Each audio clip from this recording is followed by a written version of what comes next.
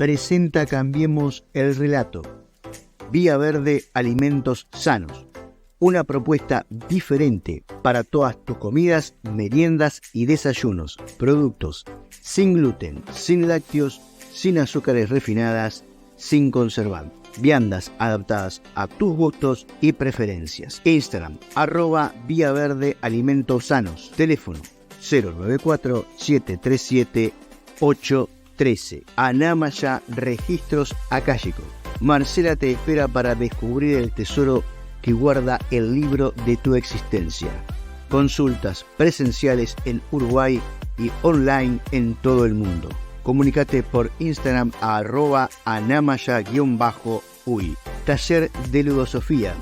Alicia y Miguel te invitan a descubrir un espacio de autoindagación y aprendizaje en donde practicaremos la alquimia del encuentro. El encuentro con los demás, pero fundamentalmente el encuentro con nosotros mismos, con nuestros retos, con nuestros desafíos, con nuestras incertidumbres. Abierto a todos los que resuenen con su propósito y se animen a participar. Instagram @Alicia y Miguel Uy. Teléfono 099-504-133. Ser Uno Consultas. Aplicamos herramientas de nueva medicina germánica, biodecodificación, inteligencia emocional, PNL, espiritualidad y metafísica, entre otros. Consultas presenciales en Uruguay y online desde cualquier parte del mundo. Comunicate al +598 092 464664 o en Instagram @Ser1Uy.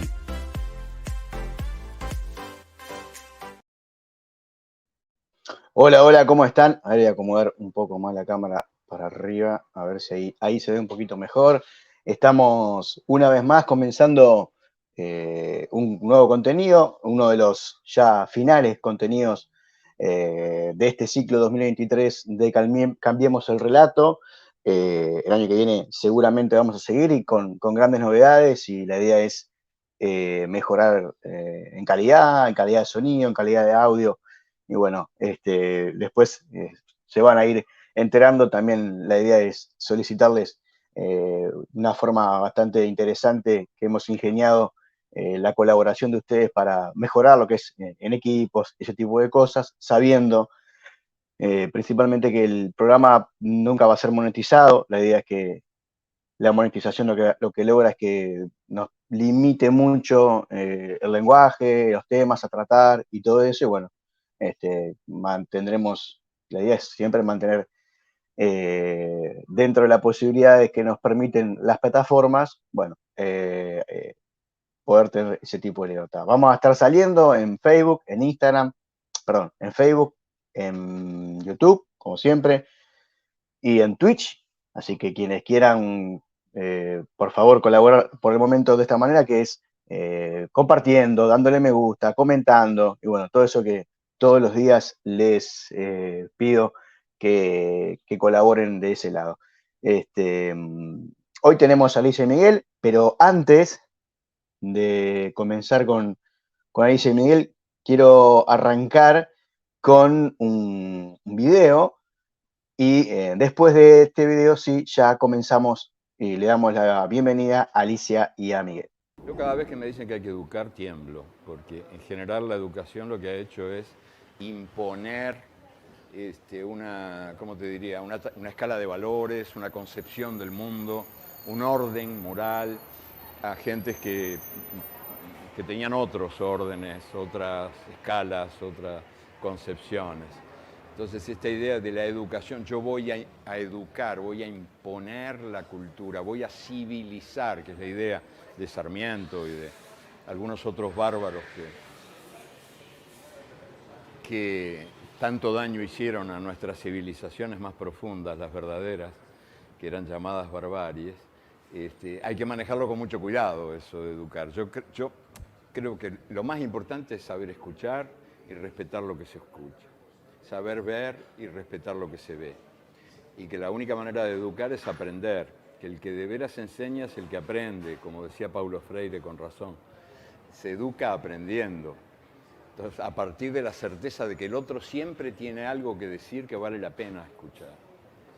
que todos tenemos algo que decir que vale la pena escuchar. Que yo no le voy a transmitir la verdad a nadie, porque la verdad no existe.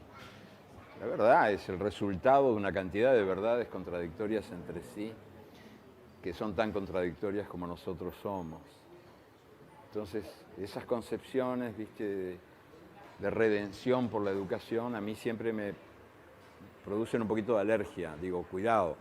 Yo creo que en primer lugar hay que respetar a los demás y saber que esa frontera que separa a los civilizados de los bárbaros, a los cultos de los incultos, es una frontera falsa, que no tiene nada que ver con la vida. Yo conozco una cantidad de doctores que son de una incultura tenebrosa. En cambio, conozco gente profundamente culta que no sabe leer ni escribir o que escribe y lee de mala manera. ¿Por qué? Porque culto es aquel capaz de escuchar al otro. Y culto es aquel capaz de escuchar las voces de la naturaleza de la que forma parte. Ese es el culto para mí, no el que acumula conocimientos. Más conocimientos acumula la computadora, que ahora fíjate lo que es, con internet, impresionante. A ver qué erudito va a competir con él. Bien, parece que está quizás más vigente que nunca Eduardo Galeano en este tema. Voy a darle ya la bienvenida y el saludo a Alicia y a Miguel, que se encuentran del otro lado. Alicia, Miguel, ¿cómo están? ¿Cómo se sienten? No. Bien, la verdad, contento de poder cerrar este círculo, este ciclo de este año, con una propuesta que nos había quedado en el tintero y que, bueno, así, en los últimos días de diciembre vamos a tratar de cerrar este círculo. Así que muy feliz, muy felices. Y además, después de escuchar a Galeano, ¿qué querés que te diga? Wow, con más impulso todavía. Sí, era quizá la primera intervención que les iba a compartir de cómo sienten, qué sienten con las palabras de Galeano. Antes comentarles que la verdad que sí, que hizo falta la columna de ustedes, se extrañó, la gente preguntaba si iban a estar, y bueno, los fines de año para todos es muy complicado, incluso para el programa ha sido bastante dinámica el tema de los horarios y del contenido, pero bueno, hoy podemos cerrar este ciclo 23, y nada, me parece que con un tema y con un personaje que para nuestro país es muy importante, que por suerte no estoy de acuerdo en todo lo que dice, pero en esta parte creo que, y desde mi foco, es alguien que hace mucho tiempo que en relación a la educación y principalmente a los intereses que mueven esa educación formal, la tenía bastante clara al parecer, ¿no? Totalmente de acuerdo.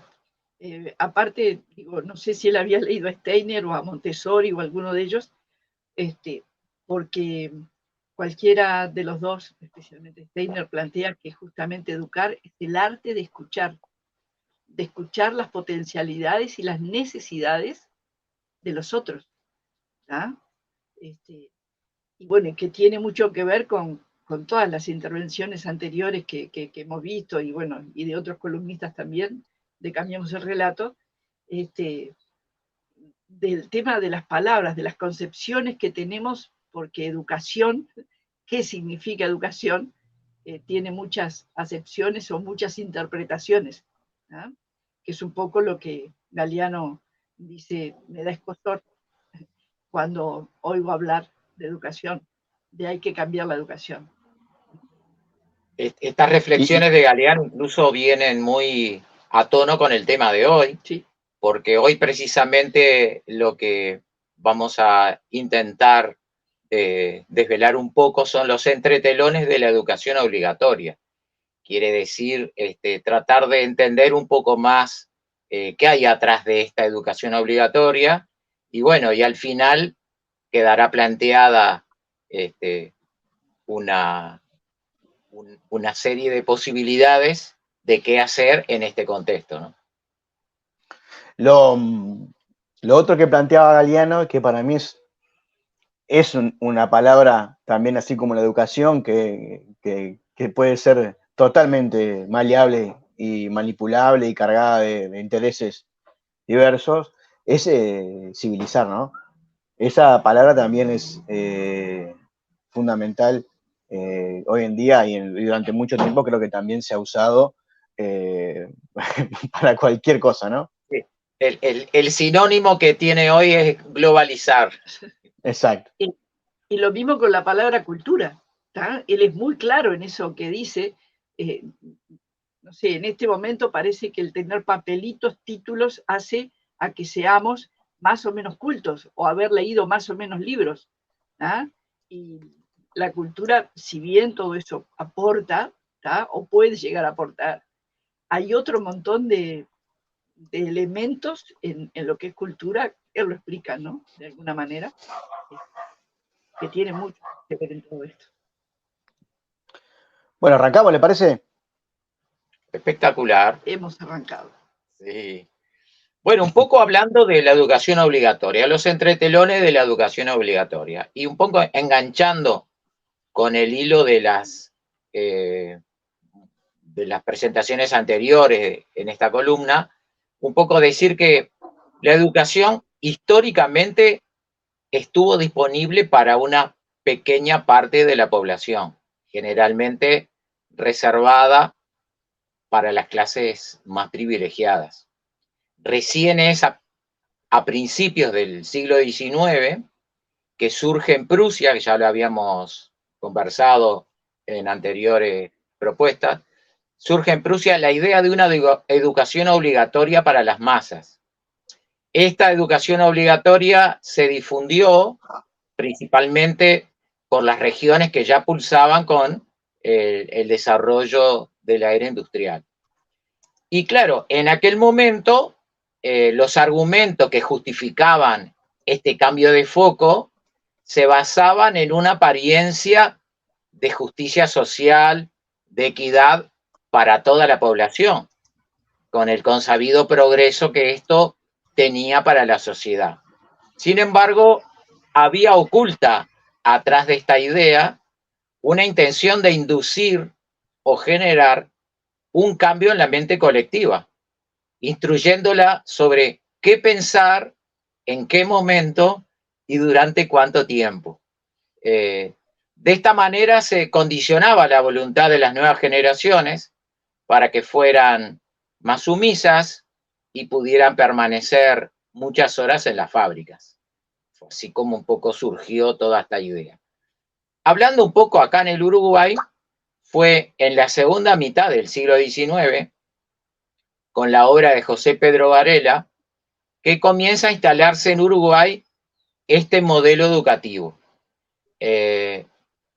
Seguramente Varela, en su muy joven, en su viaje por Europa y por Estados Unidos, se debe haber deslumbrado.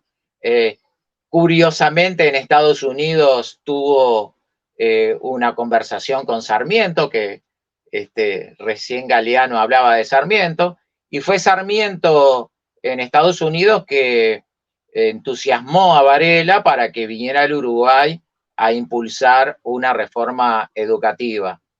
Y bueno, no sabemos si Varela vino con las mejores intenciones de brindar un aporte a la sociedad a la que formaba parte o no. Hoy no vamos a hablar de ese tema. Lo cierto es que atrajo el apoyo del gobierno. Miguel, sí. Tenemos en el canal, hace un par de años hicimos un video con Martín Rodríguez, mi amigo el uruguayo que vive en Ibiza ya, hablando específicamente de los vínculos entre Sarmiento, Varela y bueno, la masonería y todo eso, así que pueden buscarlo, si no yo lo dejo abajo en la descripción para que puedan profundizar sobre ese tema. Perfecto, perfecto. Lo cierto es que Varela consiguió el apoyo del gobierno de La Torre, que en aquel momento era un gobierno militar, y entonces desde ahí se fueron instalando las bases de una profunda reforma educativa que se fue consolidando en el tiempo y que hoy es la base de nuestra escuela pública, laica, gratuita y obligatoria. si bien a partir de Varela la obligatoriedad existía legalmente, la población no estaba preparada en aquel momento para aceptarla inmediatamente. Fueron muchas décadas de crear escuelas, formar docentes, instrumentar programas de estudio, editar textos, etcétera, para ir logrando que las nuevas generaciones fueran a la escuela. Tal fue el proceso, tan lento que en las primeras décadas del siglo XX todavía los analfabetos representaban la tercera parte de la población. Quiere decir que no fue que a partir de la reforma vareliana todo el mundo arrancó para la escuela. Y lo cierto es que incluso en el siglo XX no estaban los medios todavía para poder controlar esa asistencia obligatoria de todos los niños a la escuela. Tal vez la forma que el Estado creó para eso era el pago de la asignación familiar. Que fue posterior, ¿no? Claro, que era un pago que se hacía a las familias contra la presentación del certificado escolar, como que los niños iban a la escuela, y si no tenían ese certificado, no se cobraba esa asignación.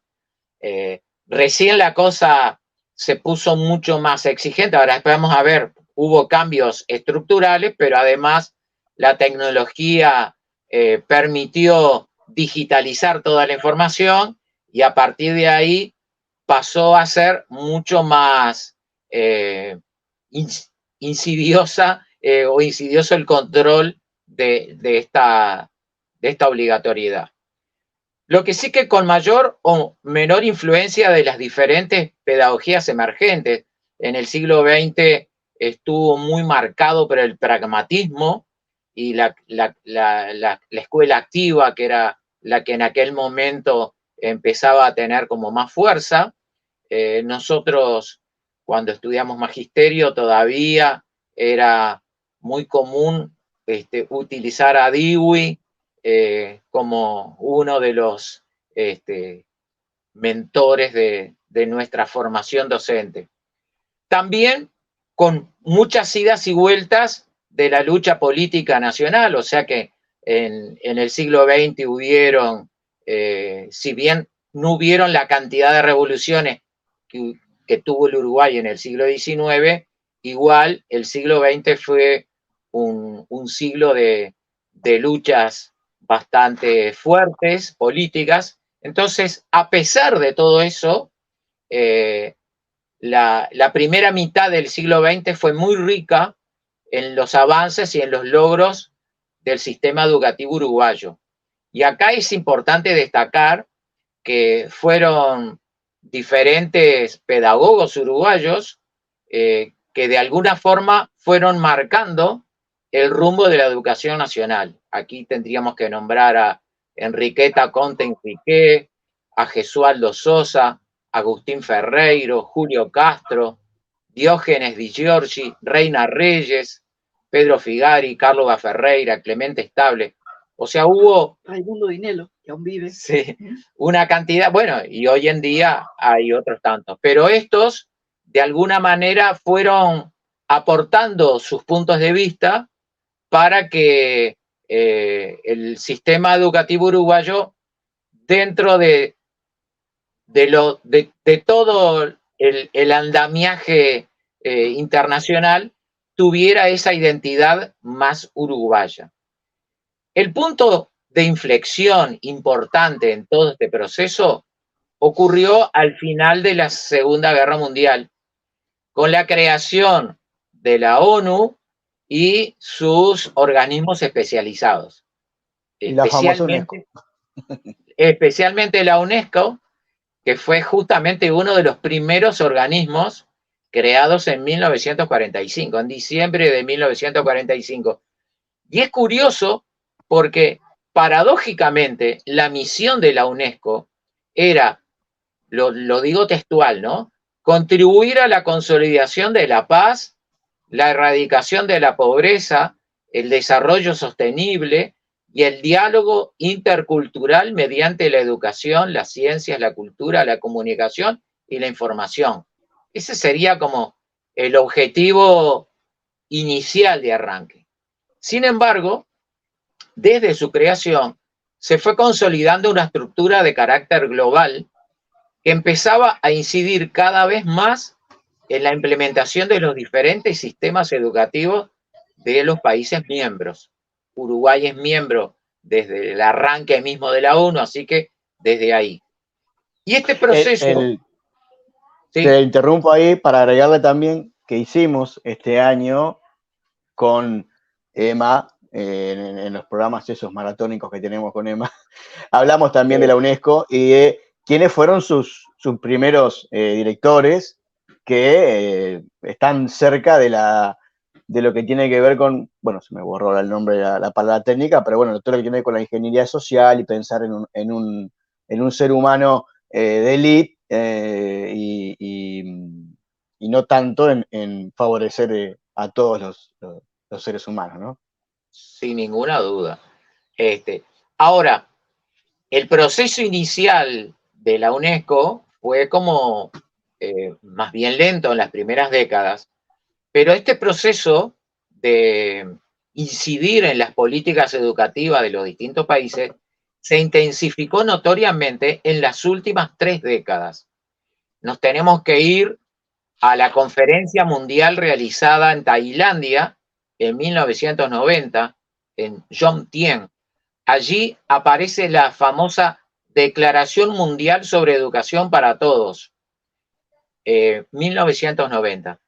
Déjame que me acordé, Hadley, que fue el primer, que también es pariente de Hadley, el escritor, fue presidente de la Asociación Eugenésica de Estados Unidos, de Gran Bretaña, y bueno, ahí busquen lo que significa eugenesia y se van a dar cuenta por dónde vienen los tiros, ¿no? Exactamente. Bueno, en realidad no hay que perderse en ningún programa de Cambiemos el Relato, porque el equipo de producción ha hecho un hilado tan maravilloso de todo. Bueno, en esta Declaración Mundial sobre Educación para Todos de Jomtien fue la ciudad de Tailandia donde se hizo, esta declaración significó un intento de asegurar la educación básica a toda la población mundial a partir de una redefinición del concepto. Quiere decir, lo que se hizo allí fue redefinir qué significa una educación básica. Y en este marco se reorientaron las políticas educativas a nivel mundial, dinamizando procesos de reforma educativa restringida al financiamiento y al condicionamiento internacional. Entonces, a partir de aquí, la UNESCO, la UNICEF, el Programa de las Naciones Unidas para el Desarrollo y el Banco Mundial pasan a tener un papel relevante en la implementación de los diferentes sistemas educativos de las naciones. No olvidemos que el Programa de las Naciones Unidas para el Desarrollo es el creador de los objetivos de la Agenda 2030. Luego de que fue en 1990, vinieron otros encuentros globales que reafirmaron el rumbo y lo fueron haciendo más preciso sobre los lineamientos que desde ahí nos llegaban. Ocurrió el Foro Mundial sobre Educación en Dakar, Senegal, en el año 2000, y luego el Foro Mundial sobre la Educación en Corea, Incheon, la ciudad de Incheon en Corea, en el año 2015. Actualmente, la aplicación de los Objetivos de Desarrollo Sostenible de la Agenda 2030 ya han impregnado todas las áreas del Estado con políticas afines a la concreción de dichos objetivos. Si bien vienen con una aparente finalidad de ser, lo digo textual, un llamado a la acción global para acabar con la pobreza, proteger el planeta y garantizar que todas las personas disfruten de paz y prosperidad, ese sería el título que traen, en los hechos traen una serie de transformaciones profundas que despiertan apoyo por un lado y rechazos por otro, según el foco como se las analice. Y aquí lo que tenemos que ver es que dentro de la población uruguaya, seguramente hay una parte de la población que sintoniza con estos paradigmas globales y los comparte, y está perfecto. Pero hay que reconocer que hay una parte, una porción aún mayor de la población que desconoce totalmente los entretelones de estos nuevos cambios y por lo tanto no los cuestiona, aceptándolos de hecho. Ahí, déjame agregarte una cosa.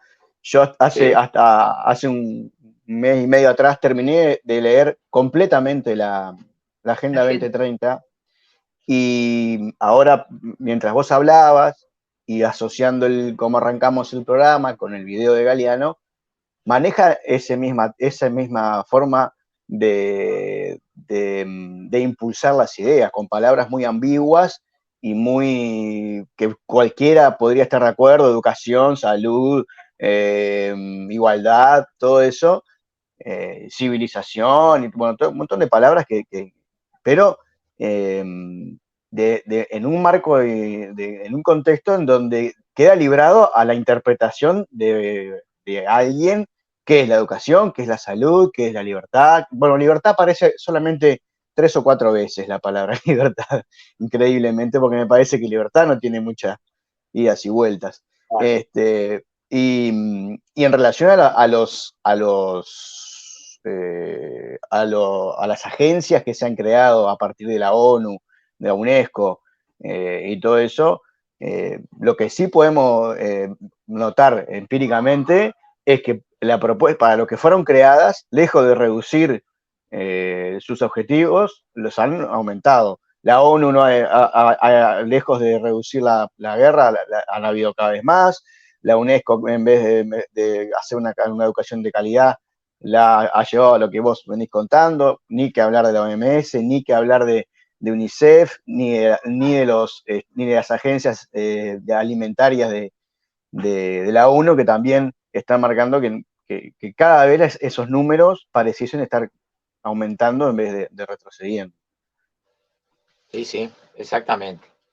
Ahora, volvemos a la realidad uruguaya.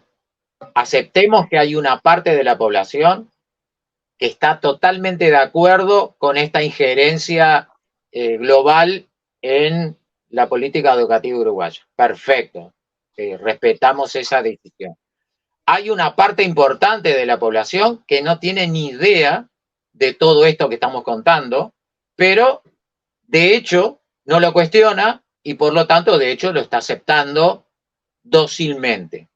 Lo que sí tenemos que notar es que hay una creciente franja de población que se está informando cada vez más y que no comparte estos paradigmas, no comparte muchos de los contenidos que traen estos planes de estudio.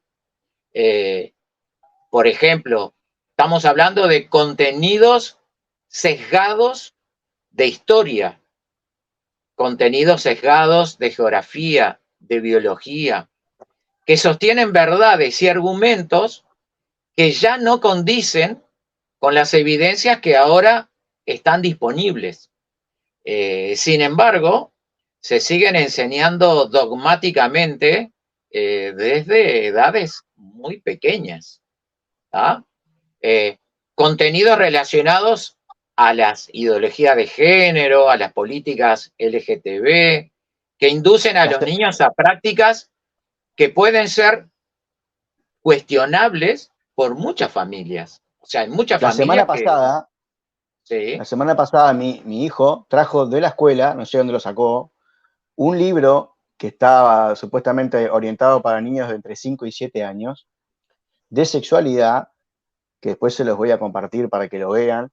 Estamos haciendo algo con Emma para hablar de ese tema puntualmente, con descripciones explícitas de coito, expresiones explícitas de sexo oral, de cosas que para niños de 5 o 7 años, y yo creo que están pensando en otra cosa, imagen, ilustraciones, pero aparte del libro al estilo de un libro de cuentos, para quien lo puedan leer e interpretar.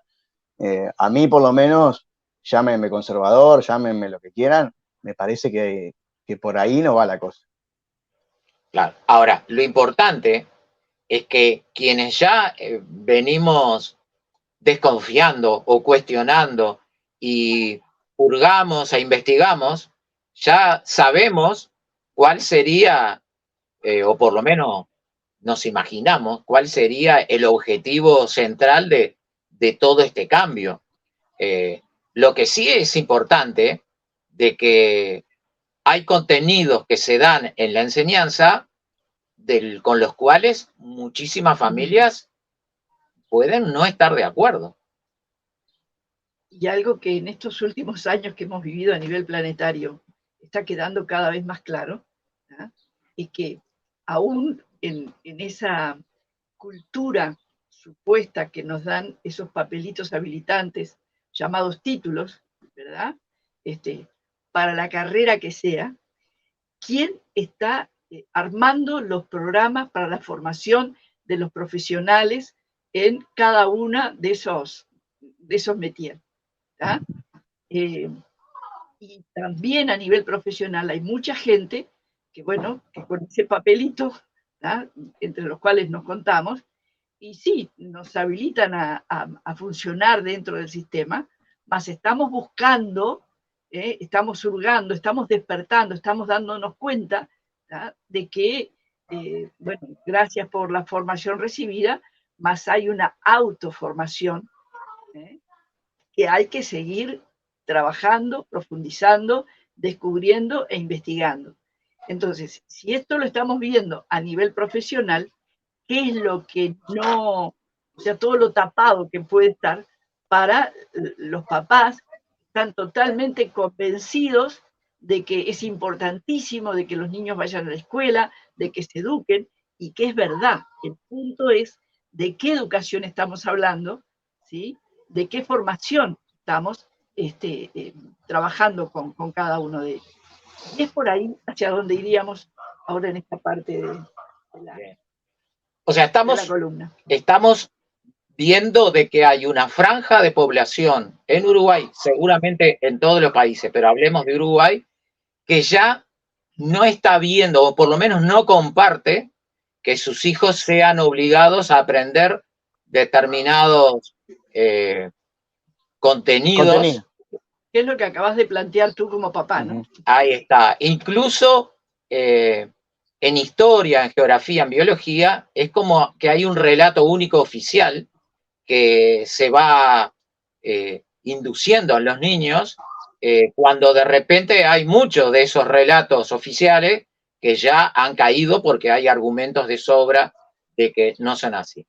Pero además hay un elemento más, y es que aparte de los contenidos, muchas familias sienten el rechazo que muchos niños sienten sobre la imposición de ir a la escuela, en donde se sienten obligados a aprender contenidos que no les son significativos. Entonces, más allá de que el contenido puede venir sesgado, muchas veces los niños quisieran tener más la libertad de poder elaborar ellos en función de sus propios intereses, qué aprender y cómo aprender, y no tanto que le bajen línea todo el tiempo sobre qué es lo que tienen que aprender.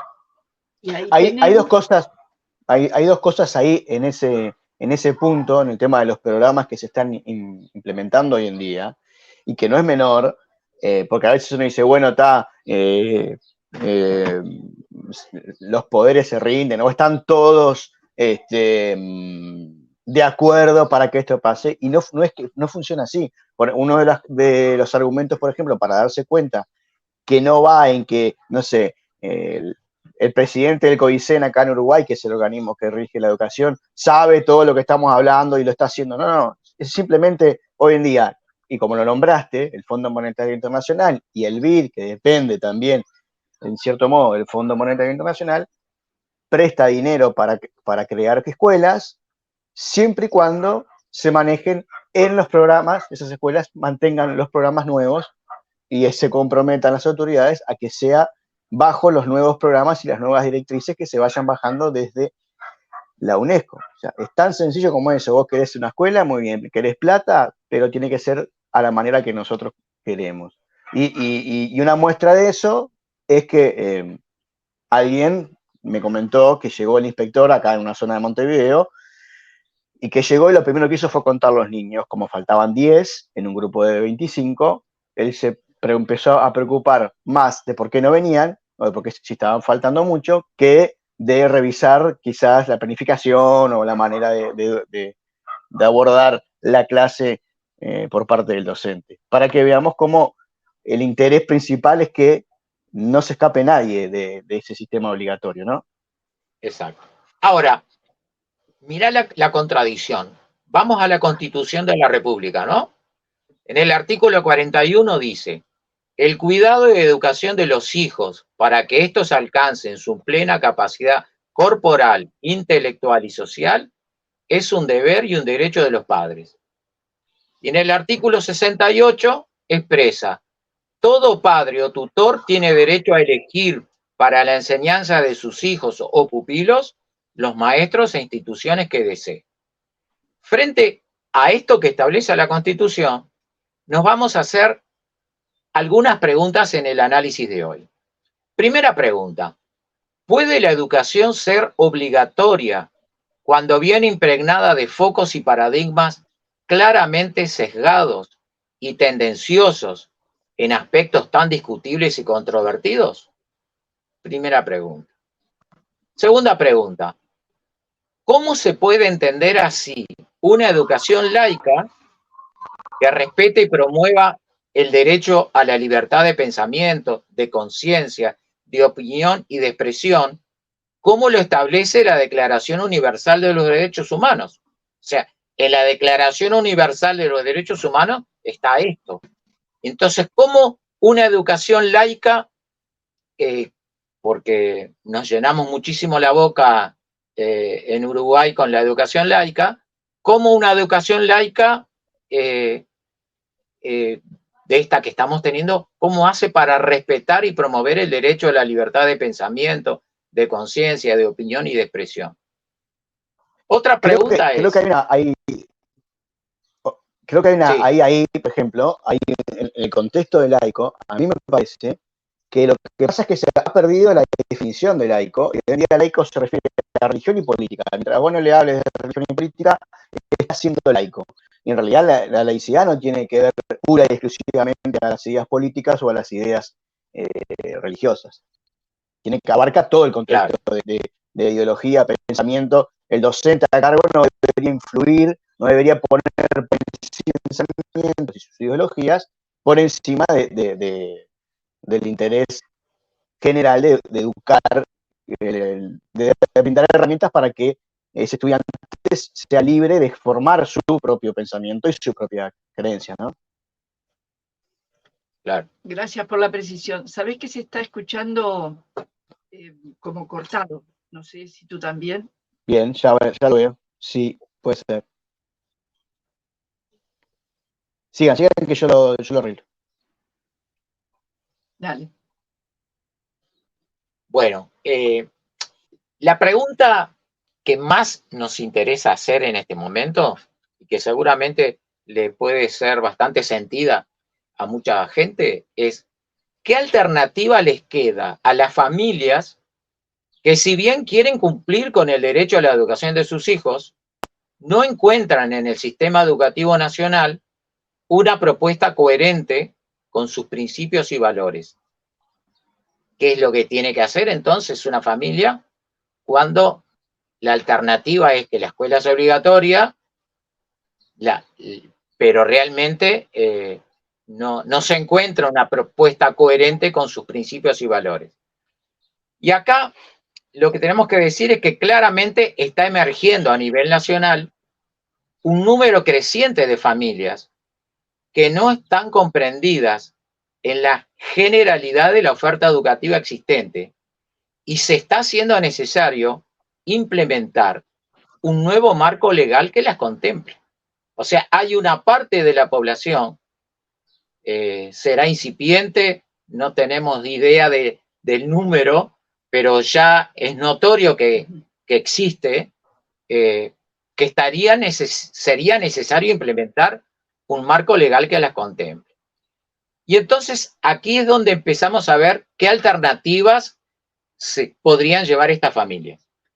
Yo quisiera agregar que estamos hablando a nivel nacional, ¿verdad? Pero sabemos y nos consta que esto es a nivel planetario. ¿Ah? Son muchísimas las familias que están movilizadas con todo esto. Y el tema es que cuando hablamos de familia, los docentes también tenemos familia. ¿Ah? Y los docentes también estamos en esta búsqueda. Y los docentes, si bien somos familia, somos sistema. ¿Ah? Y en más de una oportunidad hemos conversado por acá sobre el paradigma 111, ¿no? Empieza con uno, sigue con uno y termina con uno. Y ahí es donde afiliamos totalmente de que el sistema también se cambia desde dentro, ¿no? O sea, por un lado, verlo, describirlo, darnos cuenta por dónde viene, que es un poco lo que hemos venido haciendo, ¿tá?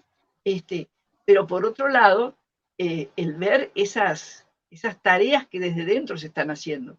Cuando hoy nombrábamos a todos estos pedagogos uruguayos, más todos los que existen a nivel planetario, también pudieron mostrar lo que estaban haciendo dentro del sistema. Y el sistema también los reconoce, porque muchos de ellos, ¿verdad? Digo, a Reina Reyes la pudimos conocer personalmente. Entonces, bueno, lo mismo con Raimundo Dinelo, ¿verdad? Otro revolucionario que si bien de repente a nivel nacional no es muy reconocido, sí lo es a nivel de América Latina.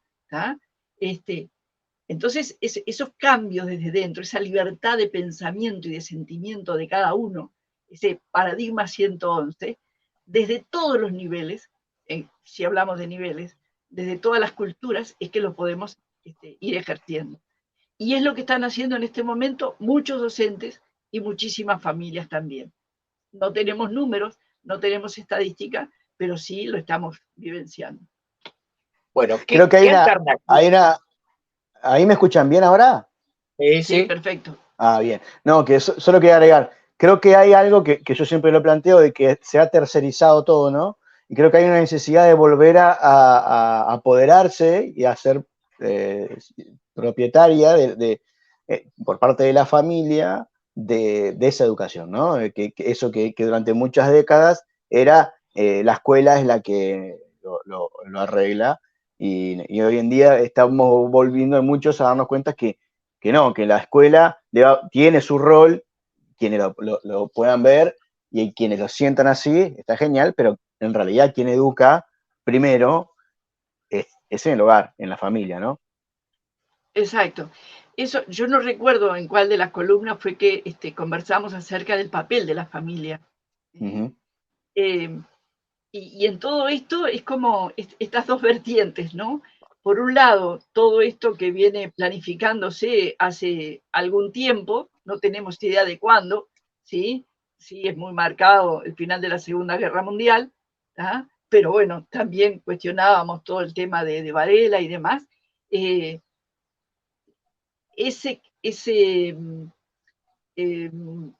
Correrse de la familia, por decirlo de alguna manera, ¿tá? Esa necesidad de tercerizar, hasta dónde no tiene que ver con ese desempoderamiento que ha habido sistemáticamente del rol de la familia, de cuál es la tarea que tenemos como papás. ¿Ah? Entonces, bueno, es un momento maravilloso y mágico para esto, ¿tá? Que es lo que estamos viendo. En cantidades no sabemos, pero en posibilidades, en potencialidades, en lo que se está manifestando, es grande esta movida. Justamente por ahí viene la cosa, que la familia vuelva a recuperar esa tarea que históricamente en la evolución humana siempre ha sido tan singular y tan importante.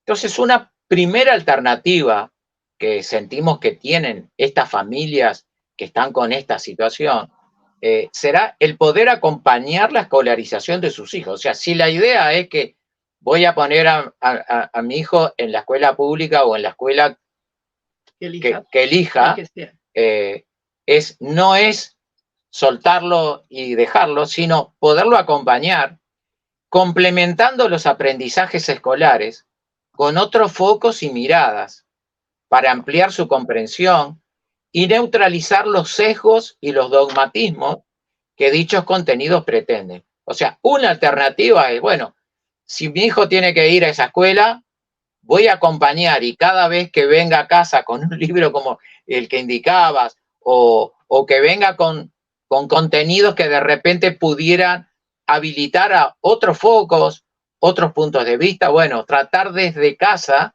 enriquecer la mirada para que no quede instalado un dogma que después queda como lo único que existe. Por otro lado, hay escuelas impulsadas por las familias. O sea, lo hemos visto en otros países, pero en Uruguay ya existe. Hay familias que se juntan, se organizan y tratan de crear una escuelita para poder educar a sus hijos, experimentando una nueva forma de educación. ¿Cuál es el problema? Es que se encuentran con rígidas normativas que muchas veces hacen imposible su funcionamiento. O sea, Y que muchas veces esas normas no se aplican para la escuela pública, por ejemplo. Además, Principalmente lo que también, tiene que ver con el edilicio y alguna cosita más.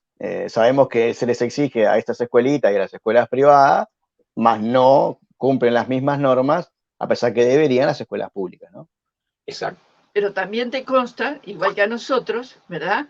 Que estas escuelitas, estos pequeños núcleos, por llamarlo de alguna manera, y le digo escuelita no en diminutivo, sino por la cantidad de gente que nuclea, ¿verdad? Buscando la forma, siguen funcionando y hace años. ¿verdad? ¿Por qué? Porque dentro de lo que llamamos sistema hay seres humanos estando a cargo de determinados lugares que también están de acuerdo con esto, ¿tá? Con estas posibilidades. Inclusive dentro de la escuela pública, y eso seguramente te consta más a ti que a nosotros, ¿verdad? Que la estás viviendo más de cerca en este momento, pero sí conocemos mucha gente que está pulsando dentro del aula con todo esto, ¿no? Con la escucha, con el respeto. No, y una cosa que creo que lo hablamos en privado, en alguna de las tantas veces que nos encontramos, Sí. que así como hay gente, hay ciertos individuos y seres en el sistema educativo que están pulsando desde este lado, Exacto. logro encontrar cada vez más gente que la rascase un poquito y, a ver qué tenés para decir, porque se están dando cuenta que la forma que les enseñaron a enseñar no está funcionando. Y le decís 2 o 3 cositas y lo ponen a prueba y se dan cuenta que y quedan con ahí, con quiero más, es gusto a poco. Y es ahí donde tenemos que apuntar. También hay muchas familias que quieren optar por una educación en casa como alternativa, pero que se enfrentan también a disposiciones legales acá en Uruguay que distorsionan o dificultan esta posibilidad. También sabemos que hay muchas familias que están tratando de impulsar esta opción.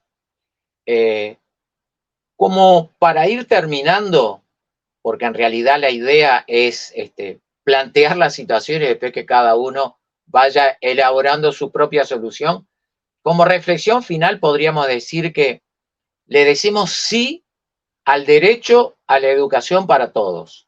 Sí al derecho a la educación para todos.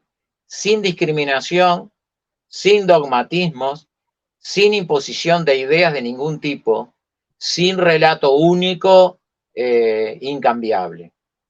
Una educación que promueva el discernimiento y el libre pensar de cada individuo. Una educación que fortalezca la escucha, que hoy sentíamos a Galeano, el respeto a la diversidad y a las diferentes formas de pensar, de sentir y de hacer.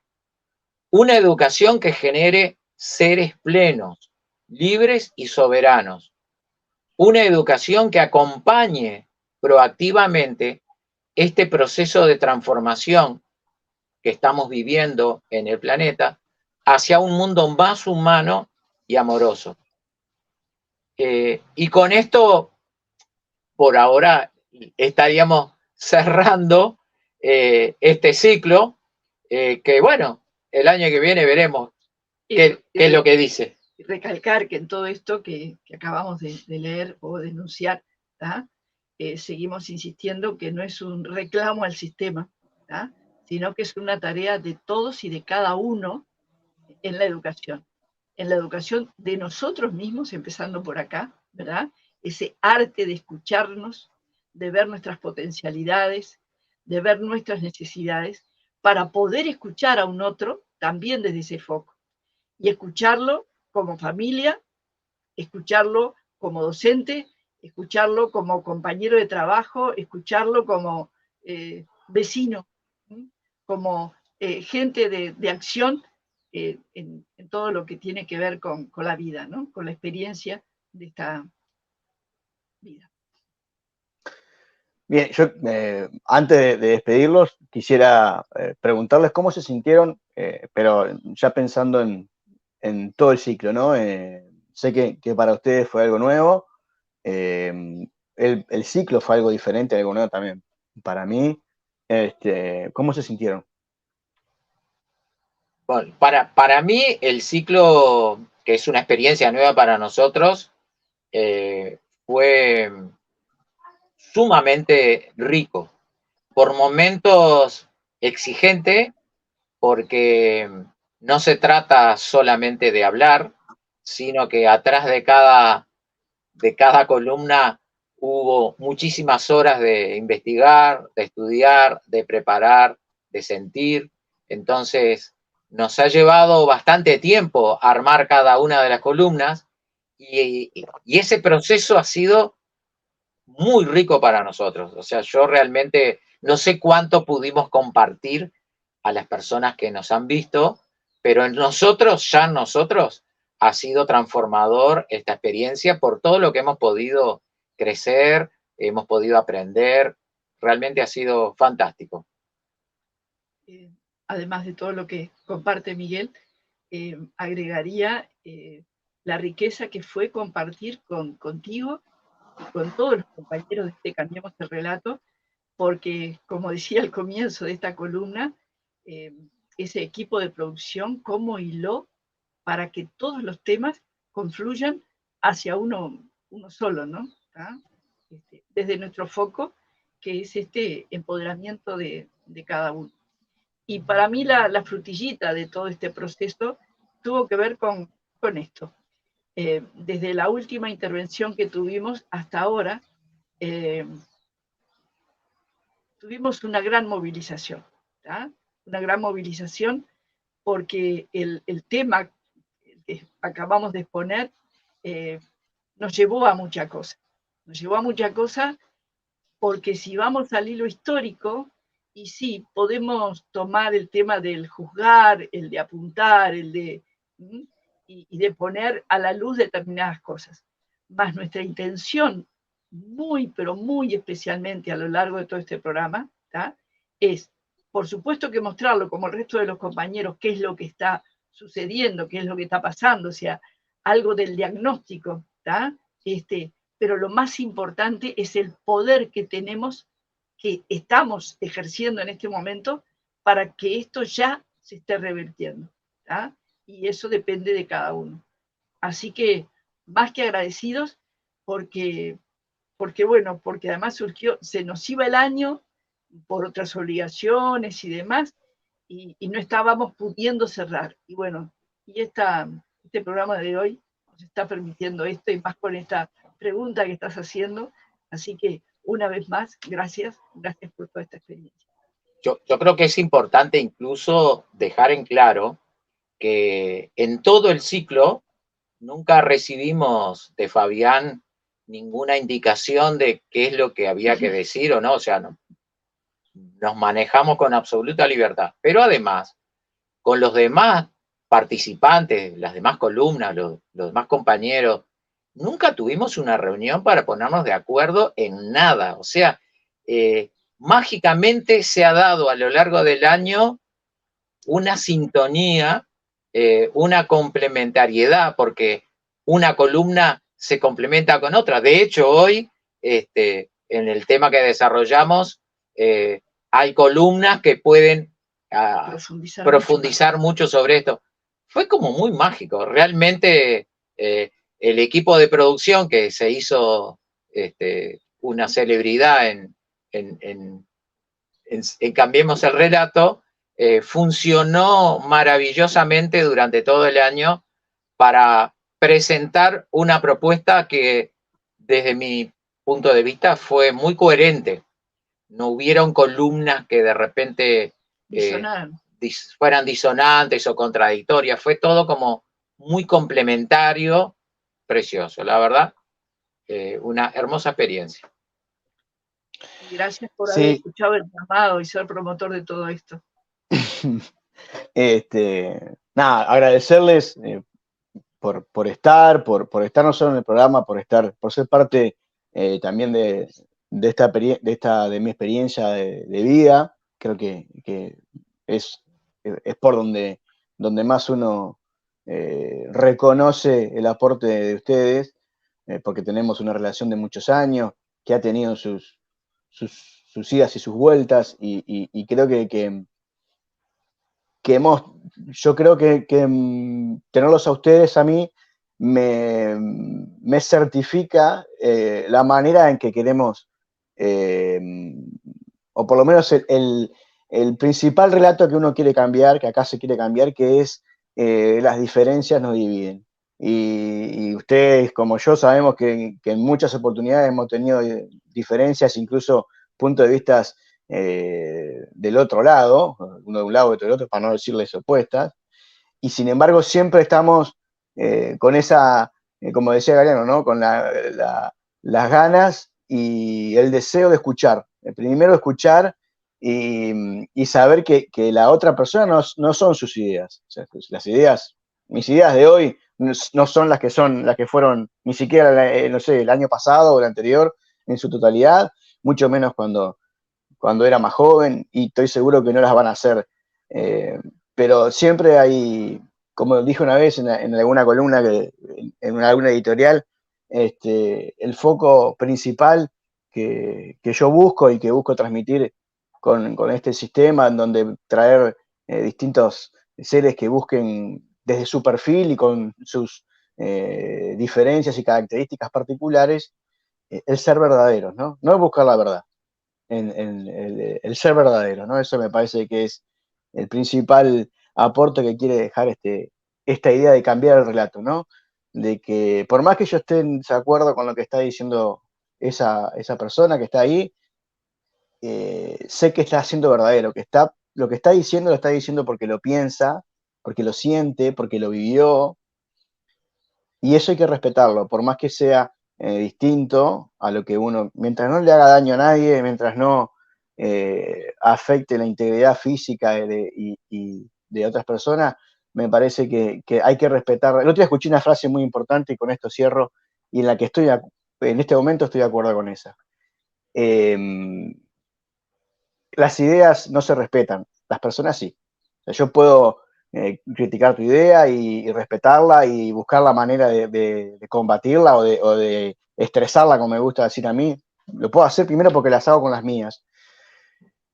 Entonces las ideas no tienen por qué ser respetadas. Los seres humanos sí tienen que ser respetados. La experiencia de esa persona tiene que ser respetada. Y la libertad de elegir su proyecto de vida, sea cual sea, sí tiene que ser respetado. Entonces, bueno, esa es la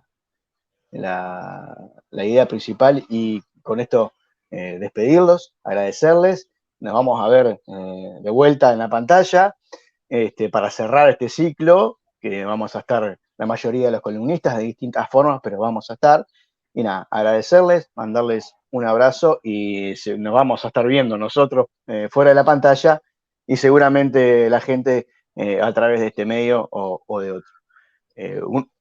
Un abrazo grande y nos estamos viendo, ¿les parece? ¿Cómo sí, no? Claro que sí, gracias a ti, abrazo a todos los que nos escucharon y los que nos escucharán. Y hasta la próxima. Hasta la próxima, seguimos. Hasta la próxima, un abrazo. Bien, y nos estamos despidiendo, quedan 1 o 2 contenidos más en el año de Cambiemos el Relato. agradecerles, recordarles comentar, compartir, darle me gusta, suscribirse, todo eso.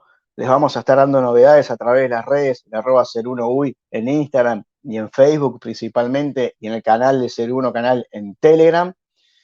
De qué manera poder, queremos mejorar algunas cosas y necesitamos una pequeña colaboración y la idea es generar un sistema en donde no salga solamente beneficiado el proyecto, sino poder ayudar también con esa colaboración a otras experiencias. Así que pónganse atentos, suscríbanse acá a los canales, ahí está el código, a ver si estoy acá.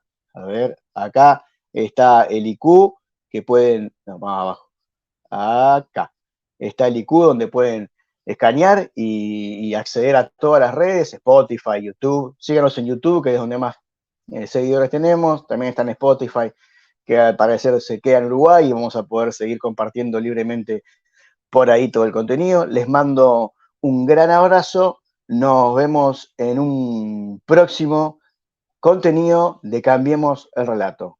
Chao.